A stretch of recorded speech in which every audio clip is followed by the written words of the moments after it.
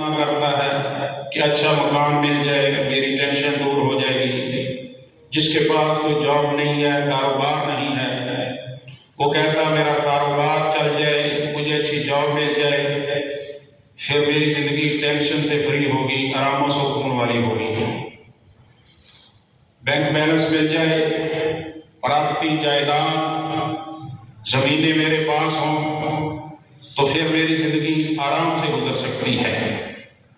تو بھائیوں، اربوں خربوں کا کاروبار ہو، جاہ و حشمت ہو، آگے پیچھے گلمان ہو، جتنی مرضی دولت ہو، اللہ تعالیٰ کا فیصلہ ہے کہ یہ دنیا، اس میں آرام سکون، ٹینشن فری زندگی تلاش کرتے کرتے فوت ہو جاؤ گے، لیکن یہ دنیا کی ٹینشنیں دور نہیں ہو سکتی، بلکہ دنیا بنانے والے اللہ تعالیٰ نے کہا ہے وَمَا الْحَيَاةُ الدُّنْيَا إِلَّا مَتَاعُ الْغُرُورِ، لوگوں یہ دنیا فراڈ کے علاوہ، دھوکے کے علاوہ کچھ نہیں ہے۔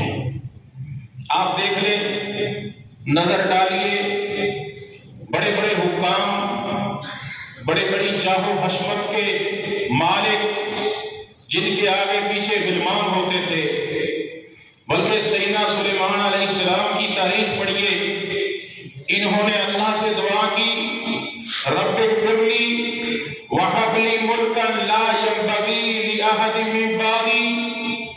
پہلے دعا کرنے سے پہلے کہتے ہیں رب اغفر لی، اللہ میں تجھ سے کچھ مانگنے لگا ہوں، لیکن اگر غلطی ہو جائے، خطا ہو جائے، اللہ کا پیغمبر ہے، کہہ رہا ہے رب اغفر لی، مجھے معاف کر دینا۔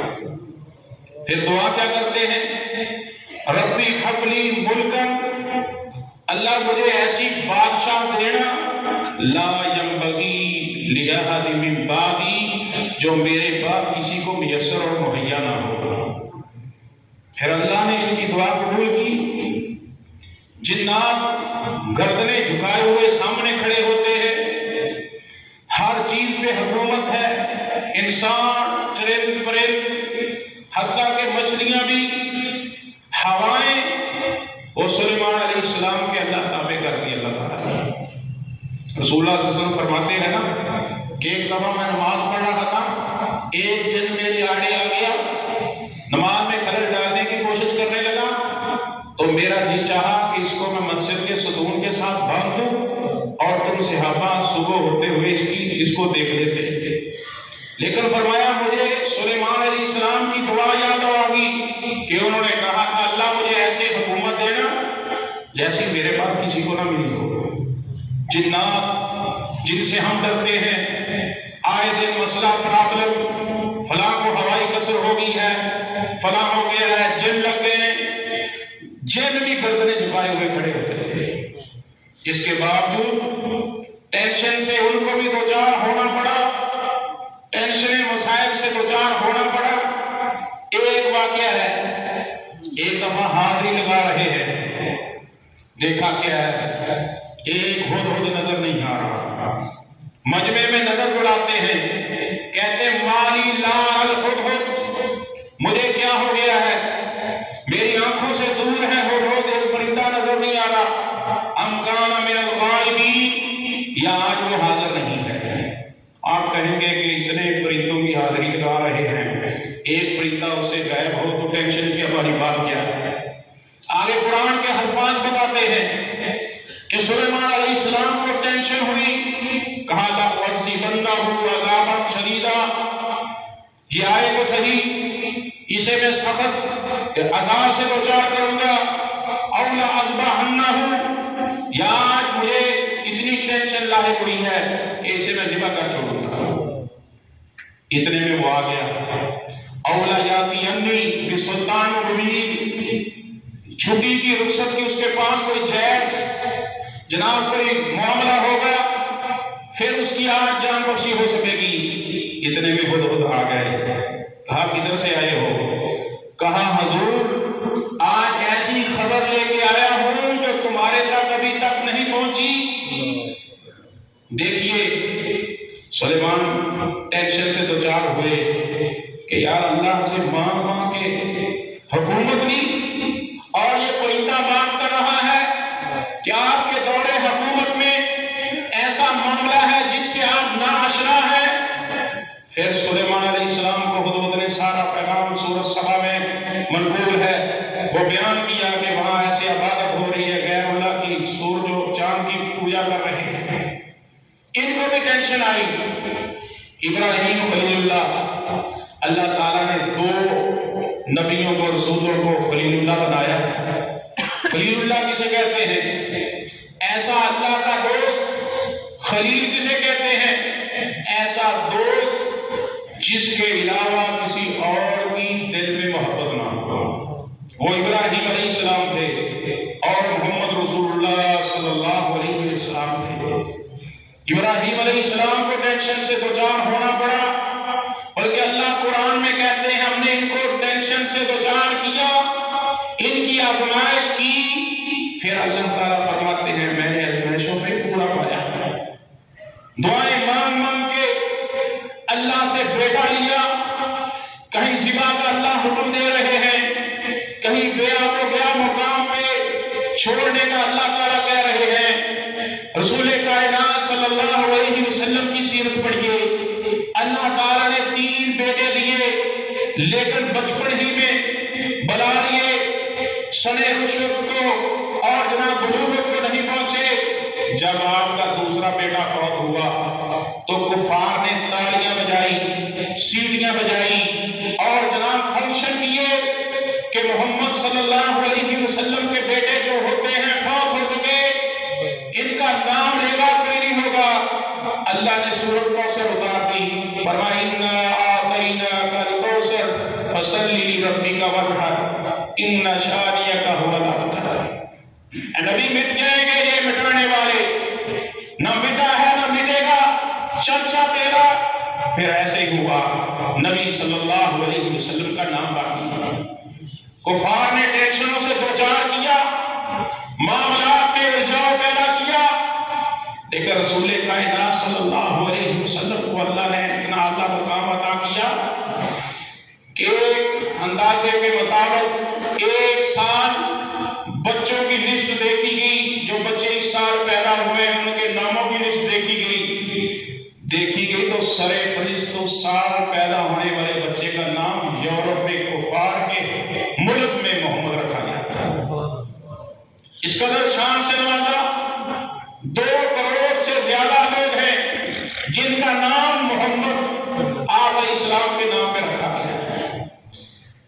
سیدہ خدیجہ سیدہ عائشہ رضی اللہ تعالیٰ عنہ، سیدہ خدیجہ رضی اللہ تعالیٰ عنہ آپ کی بیگماں تھی، ان کے حالات پڑھیے، آپ کو ان کے معاملات میں ٹینشن سے دوچار ہونا پڑا۔ بات کرنے کا مقصد دنیا یہ جناب فتنوں اور آزمائشوں کی آماد گاہ ہے، اس دنیا کو سیٹ بیٹ کرتے ہوئے، اس کے معاملات کے الجھاؤ کو درست کرتے ہوئے اپنی آخرت کو کہیں برباد نہ کر لینا۔ اگر ٹینشن سے دوچار نہ ہونا ہوتا تو محمد صلی اللہ علیہ وسلم جو حبیب کائنات ہیں، اللہ تعالیٰ ان کو کوئی ٹینشن نہ دیتے۔ سیدہ عائشہ رضی اللہ تعالیٰ عنہ پہ تہمت لگی، 1 مہینہ تک وہی رکی رہی، منافقوں نے معاملات ڈسٹرب کیے۔ اپنے خادم انس رضی اللہ تعالیٰ عنہ سے پوچھتے ہیں، انس بتاؤ تم میرے خادم ہو، کوئی معاملہ ہو تو بتاؤ۔ سیدنا انس فرماتے ہیں حضور آپ کی بیوی میری ماں پاک دامنہ ہے، یہ کفار یہ منافق جھوٹے ہیں۔ کہیں ام ایمن کے پاس جاتے ہیں، اگر یہ ٹینشن نہیں تھی تو آپ صحابہ سے اور جناب صحابیات سے مشورے لے رہے ہیں، ان سے شہادتیں مانگ رہے ہیں۔ ام ایمن حضرت عمر کی تھی، بوڑھی تھی، ان سے پوچھا ام ایمن تم گھر میں رہتی ہو بتاؤ، تو کہنے لگی صدیقہ کائنات چھوٹی عمر کی ہے، اتنا کرتی ہے کہ آٹا گون کے رکھ دیتی ہے، اسے سنبھالتی نہیں، گھر کی بکری آ کے آٹا کھا جاتی ہے، ورنہ معاملات صاف ہیں۔ اور اسی طرح بھائیوں اللہ تعالیٰ قرآن میں فرماتے ہیں کل نفس ذائقۃ الموت۔ اس ٹینشنوں سے دوچار ہونا پڑے گا، جتنا مرضی بینک بیلنس بنا لیجئے، بالآخر موت ہے۔ اللہ اکبر، کل نفس ذائقۃ الموت، فرمایا ہر بندے نے اس دنیا میں جانا ہے اور ملے گا کیا؟ فرمایا اپنے حصے کو نہ بھولو۔ قرآن میں اللہ نے قارون کو مخاطب کیا، قارون یہ مال و دولت کی تیرے پاس ریل پیل میں اللہ نے عطا کی، وَلَا تَنْسَ نَصِيبَكَ مِنَ الدُّنْيَا، جو دنیا کا تجھے حصہ ملنا ہے نا، وہ مرتے وقت 3 چادریں ملنی ہے، اس کو کاٹ کو نہ بھولو۔ تو یا ایھا النفس المطمئنہ، ہر بندے نے فوت ہونا ہے، لیکن یہاں دنیا میں سیٹلائٹ ہوتے دنیا کا یہ اوقات ضائع نہ کیجئے، بلکہ اعمال ایسے کیجئے، فمن زحزح عن النار وادخل الجنہ، دنیا کی کامیابیاں کوئی حیثیت نہیں رکھتی، فمن زحزح عن النار وادخل الجنہ فقد فاز، فرمایا جو جہنم کی آگ سے بچا لیا گیا، وادخل الجنہ، اور جنت میں داخل کر دیا گیا، فقد فاز، وہ کامیاب و کامران ہے۔ ادھر سے بندہ فوت ہو، اعمال ایسے ہوں کہ اوپر سے آواز آ جائے، یا ایھا النفس المطمئنہ، اے پاک روح، ارجعی الی ربک راضیۃ مرضیہ، آج تم پہ اللہ راضی ہو چکا ہے، فادخلی فی عبادی وادخلی جنہ وادخلی جنتی، آ میری جنت میں داخل ہو جا۔ رسول کائنات صلی اللہ علیہ وسلم فرماتے ہیں، من احب لقاء اللہ احب اللہ لقاءہ، فرمایا جو بندہ اللہ سے ملنا پسند کرتا ہے، اللہ اس سے ملاقات کا متلاشی ہوتا ہے، متمنی ہوتا ہے۔ ومن کرہ لقاء اللہ کرہ اللہ لقاءہ، جو اللہ سے ملاقات کا متمنی نہیں، ناپسند کرتا ہے، اللہ اس سے ملنا ناپسند کرتا ہے۔ امی عائشہ رضی اللہ تعالیٰ عنہ فرماتی ہیں، حضور انا لنکرہ الموت، تو نیک اور بد ہو سارے مرنا ناپسند جانتے ہیں۔ آپ فرماتے ہیں عائشہ یہ بات نہیں، یہ اس وقت بات ہے جب ملک الموت آتے ہیں جنتی لباس لے کر، خوشبودار گلے لے کر، اس وقت بندہ کہتا ہے مومن مجھے جنت کی طرف لے جاؤ، میری روح جنت قبض کرو۔ اس وقت فرمایا بندہ خواہش کرتا ہے، قبر میں چلا جاتا ہے مومن بندہ، من ربوں کا، ما دینوں کا، من نبیوں کا سوال ہوتے ہیں، ان سوالوں میں پاس ہو جاتا ہے، ادھر سے ایک خوشنما شکل و صورت میں، شکل و شباہت میں اس کے سرانے کی جانب ایک آدمی کھڑا ہو جاتا ہے آگے، وہ مومن بندہ کہتا ہے ہاں بھائی تو کون؟ کہتا ہے آگے سے انا اعمال الصالح، میں تیرا نیک عمل ہوں، نیک عمل ہوں۔ ادھر سے نیک عمل سے آواز آتی ہے، ادھر دائیں طرف دیکھیے، دیکھتا ہے باغات ہیں، محلات ہیں، بندہ مومن پوچھتا ہے یہ کیا ہے؟ وہ جواب دیتا ہے یہ تیرا ٹھکانہ جنت کا ہے، جنت میں قیامت جب برپا ہوگی اس وقت جنت جہنم ہوگی۔ لیکن یہ بندہ اس وقت دیکھ کر مناظر کہتا ہے ربی اقم الساعۃ، اللہ ابھی قیامت قائم کرتے ہیں۔ اور جو وقت ہوتا ہے دنیا کی دلدل میں پھنسے موت آ گئی، پھر اللہ کے فرشتے آواز دیتے ہیں یا ایھا النفس الخبیثہ اخرجی، اے نفس خبیثہ گندی روح اللہ کی طرف چل، تیرا اللہ تجھ پہ ناراض ہو گیا ہے۔ بڑی مشکل سے یہ فرشتوں کے حوالے روح کی جاتی ہے، قبر میں جاتا ہے، سوال و جواب ہوتے ہیں، ان میں ناکام ہو جاتا ہے، ادھر سے عذاب ادھر سے عذاب، ادھر سے جہنم سے کھڑکیاں کھول دی جاتی ہیں۔ یہ کہتا ہے یہ کیا معاملہ؟ فرشتے کہتے ہیں یہ تیرا جہنم ٹھکانہ ہے، ابھی تو قبر میں ہے۔ وہ بندہ اسی وقت کہتا ہے کاش کہ اس جہنم میں مجھے نہ پھینکا جائے، قیامت آنے کے بعد جہنم کا فیصلہ نہ ہو، بلکہ اس قبر میں ہی میں مٹی ہو جاؤں، گل سڑ جاؤں۔ یہ فرمایا من احب لقاء اللہ احب اللہ لقاءہ، ومن کرہ لقاء اللہ کرہ اللہ لقاءہ۔ اس قدر نبی صلی اللہ علیہ وسلم نے ترغیب دلائی. بھائیو اگر دنیا کی ٹینشنوں کو ختم کرتے کرتے وقت کو ضائع کر لیا پھر بھائیو یہی معاملہ بڑھے گا، قیامت کے دن پھنس جائیں گے، مارے جائیں گے. اسی طرح آگے نبی صلی اللہ علیہ وسلم پہ اللہ نے قرآن نازل فرمایا آخرت بہترین ہے، بل تؤثرون الحیات الدنیا، دنیا کامیابی آخرت کی کامیابی ہے، اس کے باوجود تؤثرون الحیات الدنیا، تم دنیا کی زندگی کو کیوں ترجیح دیتے ہو؟ والآخرۃ خیر وابقیٰ، آخرت ہمیشہ رہنے والی ہے. اللہ بار بار آیتوں میں جھنجھوڑتے ہیں. کہیں فرمایا الہاکم التکاثر، لوگوں تمہیں کیا ہو گیا ہے؟ دنیا بناتے بناتے آخرت سے اس قدر بیگانے ہو گئے ہو، حتیٰ زرتم المقابر، تم جہنم میں چلے گئے، قبروں میں چلے گئے، دنیا کی ہوس تم سے ختم نہیں ہوئی. لیکن جو بندے مومن ہیں، آخرت کی تیاری کرنے والے ہیں، وہ اس الجھنوں کو دور کرتے کرتے اپنا وقت ضائع نہیں کرتے، اعمال کرتے ہیں. دیکھیے ہشام بن عبد الملک، یہ خلیفہ وقت ہے، بیت اللہ کا طواف کر رہا ہے، حج کرنے آیا ہے.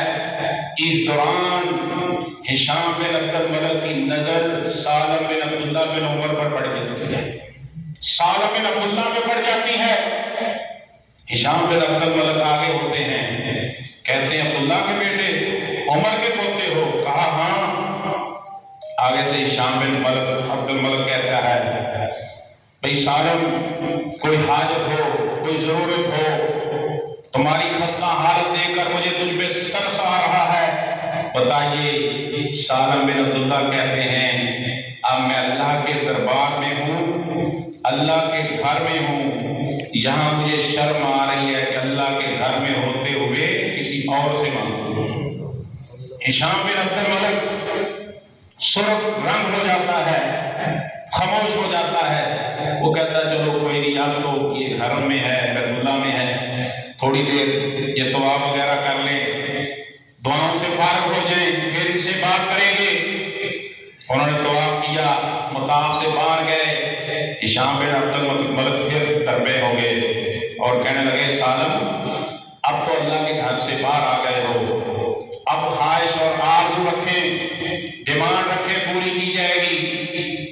سالم آگے سے کہتے ہیں بھائی بات سنیں، ہشام ضرورتیں دو طرح کی ہیں، ایک دنیاوی ضرورت، ایک اخروی ضرورت، ایک دنیا کی ضرورت، ایک آخری جہاں کی ضرورت. تو بتا ہشام کون سی ضرورت پوری کرے گا؟ آگے سے ہشام کہتا ہے سالم جی، دنیا کی ضرورتیں پوری کر سکتا ہوں، اخروی جہان کی کوئی ضرورت اور تمہارے کام نہیں آ سکتا. تو سالم رحمۃ اللہ علیہ فرماتے ہیں اور بھائی ہشام، دنیا کی جو ضرورتیں ہیں وہ میں نے کبھی اپنے اللہ سے نہیں مانگی، اب میں کسی اور بندے سے کیوں مانگوں؟ اگر اخروی کو ضرورت پوری کر سکتے ہو، آپ اخروی مراحل میں سے کسی میں کام آ سکتے ہو تو بتاؤ، میں ڈیمانڈ کرتا ہوں. ان کے بھائی ہی ہیں خلیفہ سلیمان بن عبد الملک، بڑے خلیفہ ہیں، بڑے اچھے تھے. یہ بھی ایک دفعہ اپنے دور حکومت میں حرم شریف میں گئے، وہاں مفتی وقت ابو حاتم سے ملاقات ہوئی. ابو حاتم سے ملتے ہیں اور یہ کہتے ہیں حضرت بتائیے، ما لنا نکرہ الموت نحب الدنیا. ابو حاتم مفتی جی بتائیے ہمیں کیا ہو گیا ہے، دنیا کو ہم پسند کرتے ہیں، آخرت کو ہم بھول چکے ہیں، نکرہ الموت، مرنا ناپسند جانتے ہیں. ابو حاتم تھا نا اس دور کا خلیفہ، اپنا مفتی نہیں تھا، کسی کا ڈر نہیں تھا، بے خوف جواب دیتے ہیں اے سلیمان جی، امرتم الدنیا وخررتم الآخرہ، تمہارا جی کیسے کرے دنیا سے آخرت کی طرف کوچ کرنے کا. امرتم الدنیا، تم نے دنیا بساری، دنیا میں بلڈنگ پلازے بینک بیلنس قائم کر لیے ہے.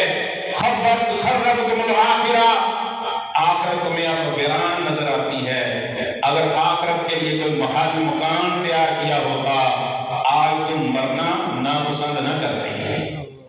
پھر ابو حازم سوال کرتے ہیں، ہاتھ میں وقت ہے، دیکھیے جب نیک لوگ ہوتے تھے سوال کرتے ہیں لیت شعری ما انا عند اللہ غدن۔ حضور بتائیے ابو حازم جی کہ کل قیامت کے دن اللہ کے پاس ہم حاضر ہوں گے، کیسے حاضر ہوں گے، کیسے اللہ کے پاس جائیں گے؟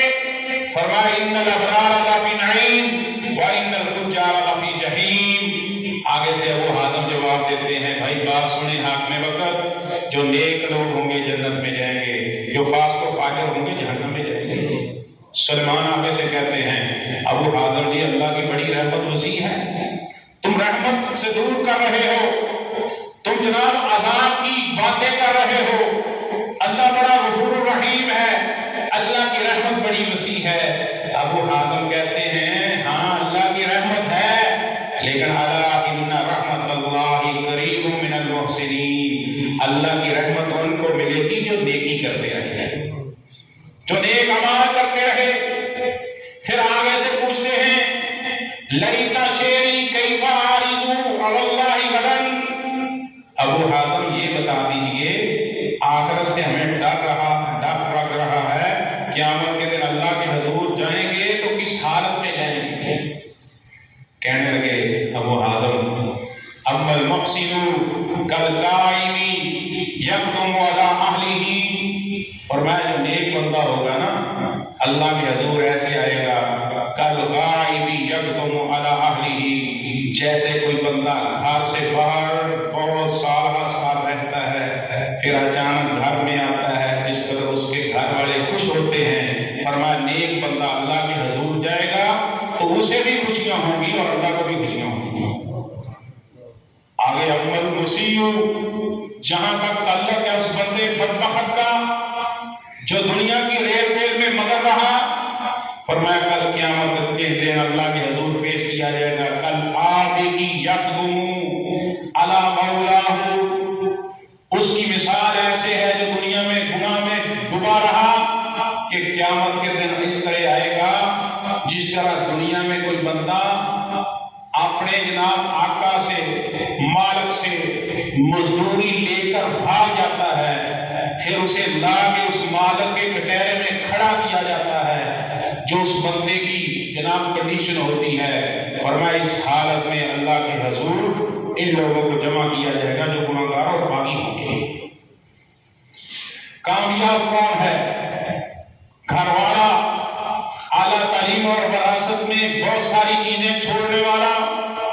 آج لوگ کہتے ہیں فلاں بندہ فوت ہوا ہے، اس نے اپنی اولاد کو چھوڑا ہے، کمال کر دیا، کیا جی اتنے ارب پیسے چھوڑ کے گیا، یہ بھی نہیں پتا کہاں سے آئے کہاں سے کمائے، جناب اتنی گاڑیاں چھوڑ کے گیا، اتنی اولاد تھی ان کو اعلیٰ تعلیم دے کر گیا، اتنی پراپرٹی میں ان کو جائیداد آئی۔ بھائیو اگر یہ کامیابی ہے تو دوسری طرف نظر دوڑائیے، دنیا کی اگر یہ رنگ رنگیلی جاہ و حشمت کامیابی ہے تو دوسری طرف دیکھیے امام کائنات محمد رسول اللہ صلی اللہ علیہ وسلم ہیں، سب سے اعلیٰ و ارفع دنیا اور آخرت میں مقام اعلیٰ رسول اللہ صلی اللہ علیہ وسلم کو دیا جائے گا، لیکن دیکھیے حال کیا ہے، فوت ہو گئے، فوت ہوئے تو کانا درہ مرہونۃ عند یہودی، جب فوت ہوئے ہیں امام کائنات فوت ہو رہے ہیں، سب سے اعلیٰ اور ارفع حیثیت ہستی فوت ہو رہی ہے، تو دیکھنے والے نے دیکھا کہ آپ کی زرہ جو جنگی لباس پہنا جاتا ہے وہ ایک یہودی کے پاس گروی رکھی ہوئی تھی، گھر کے لیے 30 سا جو لگوائے تھے کھانے کے لیے، اس کے بدلے میں یہودی کے پاس ایک زرہ رکھی ہوئی تھی۔ دیکھیے اگر دنیا کی ریل پیل اس کی جناب اللہ کے ہاں حیثیت ہے، پھر اللہ تعالیٰ کہ جناب برگزیدہ صحابی ابوبکر صدیق رضی اللہ تعالیٰ عنہ کی طرف نظر ڈالیے، فوت ہونے سے چند دن قبل اپنی بیٹی عائشہ کو کہتے ہیں کہ یہ جو میں نے چادر زیب تن کر رکھی ہے ایسے کرنا، اس کو بھی دھو لینا، 2 چادریں اور لے لینا، اس میں مجھے کفن دے دینا۔ آگے سے بیٹی کہتی ہے باپ جی کیسے نیا کفن لیں گے، اس میں آپ کو کفن کیا جائے گا؟ کہا نہیں، ان الحی احق بالجدید، نیا کپڑا کسی مستحق کو دے دینا۔ ایک یہ چادر ہے زیب تن کی ہوئی، 2 اور چادریں لے کے اس میں کفن دفن دے دینا۔ اگر یہ ناکام ہے تو نعوذ باللہ پھر سرخرو ہونے والے کون؟ سیدنا عمر فاروق رضی اللہ تعالیٰ عنہ کی سیرت پڑھیے۔ عرب و عجم میں حکومت، عرب میں، یمن میں، شام میں، فلسطین میں، یورپ تک، افریقہ تک حکومت کی، 22 لاکھ مربع میل کے جناب یہ حکمران مرتے وقت حالت کیا ہے؟ آخری امت کو بھی وصیتیں کر رہے ہیں، اور اپنے بیٹے عبداللہ کو بھی بلایا ہے، ان کو بھی وصیتیں کر رہے ہیں۔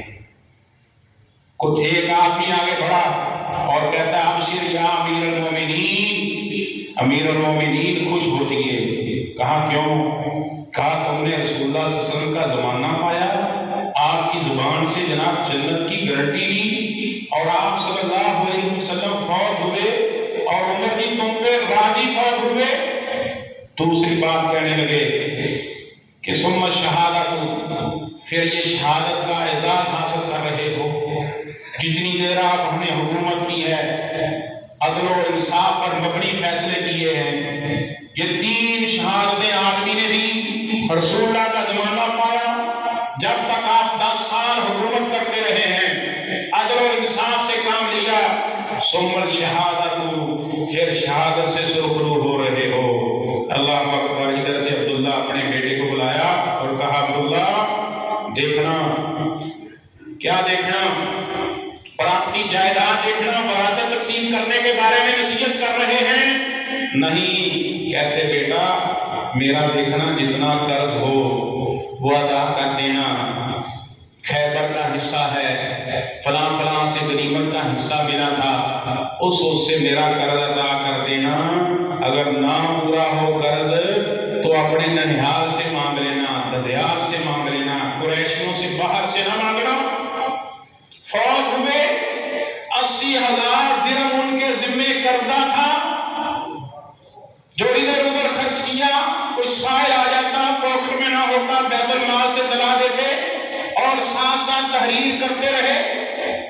80,000 درہم قرضے کے قرضہ چھوڑ کے وقت کا حکمران جا رہا ہے، جس کی مثالیں آج حکمرانوں کے لیے زندہ اور طبیعہ ہیں۔ اس لیے بھائیو آخرت کی تیاری کیجئے، ایسے اعمال کیجئے، ادھر سے روح پرواز ہو، اوپر سے جنت کی مناظر جناب سامنے ہو جائیں، عیاں ہو جائیں۔ بلال رضی اللہ تعالیٰ عنہ کن کن مصیبتوں سے ان کو دوچار نہیں کیا گیا، فوت ہونے لگتے ہیں، ساری ٹینشنیں ختم ہو جاتی ہیں، بیوی بیٹھی ہے، رفیق حیات بیٹھی ہے، اور کہہ رہی واہ کرابا واہ حسنا، آج میرا سہاگ رکنے والا ہے، آج سر کا تاج فوت ہونے والا ہے، میں کیا کروں گی، بچے یتیم ہو جائیں گے، واہ حسنا، آج تو ہمارے اوپر غم ہی غم ہے۔ تو آگے سے بلال رضی اللہ تعالیٰ فرماتے ہیں ایسے نہ کہو، بل تقولی وا فرحا ہو، بلکہ تم یہ کہو آج خوشیوں کا دن ہے۔ وفات بلال کی ہو رہی ہے اور کہتے آج یہ کہو کہ خوشیوں کا دن ہے۔ سیدنا بلال کو بیوی کہتی ہے یہ کیسے کہا، ادھر سے روح پرواز ہوگی، غدن نل کا محمدن و صحبہ ہو، اور ادھر سے محمد رسول اللہ اور ان کے ساتھیوں سے ملاقات ہو جائے گی۔ اس طرح زندگی گزار کے معاملات اپنے الجھے ہوئے ان کو کلوز کیجئے، ہاں کمائیے، پیسہ جمع کیجئے۔ آپ علیہ السلام نے فرمایا یہ مال اس بندے کے لیے فائدہ مند ہے جو جناب دائیں بائیں خرچ کرتا ہے، ادھر ادھر خرچ کرتا ہے، اس کے لیے نفع بخش ہے۔ بلکہ نبی صلی اللہ علیہ وسلم کا فرمان، نبی صلی اللہ علیہ وسلم فرماتے ہیں صحابہ بتائیے کون دوسرے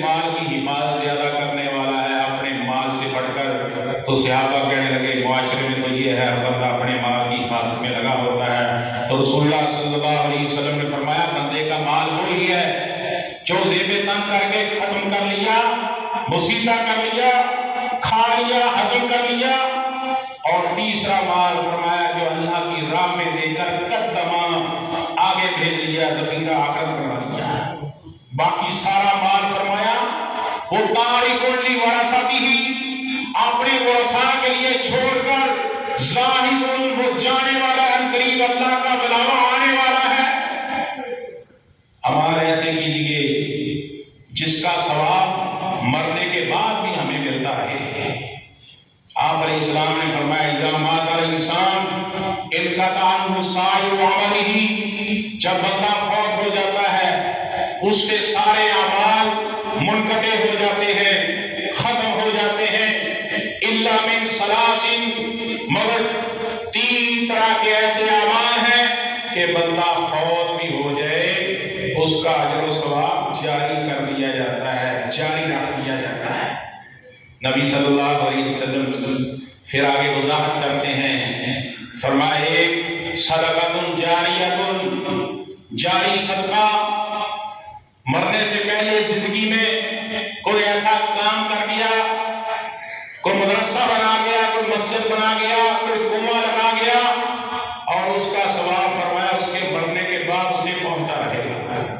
اور آگے فرمایا علم ينتفع بہ، ایسا علم جس کے مرنے کے بعد اس سے لوگ فائدہ اٹھائیں، مدرسے کو کتابیں مہیا کر گیا، اس کا مطالعہ لوگ کریں گے، پرواہ کریں گے، اس کا اجر و ثواب اس کو پہنچتا رہے گا۔ اور اسی طرح کوئی محنت مزدوری کرتا ہے، کوئی بندہ بچہ اینٹیں اٹھا رہا ہے، مزدور قسم کے طبقے کا آدمی، اس کا بچہ ہے، مزدوری کرتا ہے، بندہ جائے اسے تھپکی دے، پوچھے کیوں بھی یہ کام کر رہے ہو، ضرورت ہے، باپ نہیں ہے سر پہ، یہ معاملہ ہے۔ ایسے بچوں کو مدارس کی طرف بھیجنا، یہ بندہ بھیجے گا اور کہے گا بیٹا تو جا پڑھ اور تیرا جو اخراجات ہیں وہ معاملات میں سنبھالوں گا، یا معاملات اس کے سنبھالے نہ بھی صرف مدرسے کی طرف کسی بچے کو لا کے داخل کر دیتا ہے۔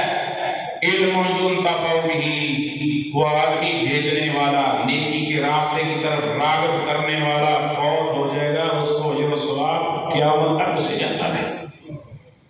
اور ولد صالح یدعو لہ، یا ایسی اولاد اس کے مرنے کے بعد دعائیں کرتی رہے، نیک اولاد، تو نیک اولاد اسی وقت بنے گی، دعائیں کرنے والی اولاد اس وقت ہی بنے گی جب بندہ اس کو دین کی طرف راغب کرے، دین کی دعوت دے، مدرسے میں ڈالے، تعلیم سے آراستہ کرے، پھر جناب وہ اللہ کے سامنے حضور دعائیں گڑ گڑا کرے گی، اللہ سے والدین کے لیے مغفرت کرے گی۔ ایسا نہ ہو، اللہ اکبر، ایک درمیانے طبقے کا آدمی تھا، اس نے اپنے بچوں کو پڑھایا، ایک بچے کو ڈاکٹر بنایا، محنت مزدوری کر کے اس کا جناب سارا اخراجات فولڈ کیے، اب ڈاکٹر بنا دیا، حادثے کی ضد میں آیا، حادثہ ہوا، اوپر سے اس کا باپ پہنچ جاتا ہے اور کہتا ہاں بھائی بیٹا کیسے ہو؟ کہا باپ تو نے مجھ پہ ظلم کیا ہے، زیادتی کی ہے، مجھے جناب زیادتی کی ہے، مجھے کچھ دیا نہیں۔ بیٹے کو آخرت یاد آ رہی تھی، کہنے لگا بیٹا کیا ہوا؟ کہا آج مجھے آخرت ویران نظر آ رہی ہے، جو دنیا کا پڑھایا سکھایا وہ دنیا میں رہ گیا ہے، اب میں دنیا سے جا رہا ہوں اور مجھے آخرت کا خوف اور ڈر نظر آ رہا ہے۔ اللہ تعالیٰ سے دعا ہے اللہ تعالیٰ جو کچھ سنا سنایا عمل کرنے کی توفیق عطا فرمائے۔ وآخر دعوانا الحمدللہ۔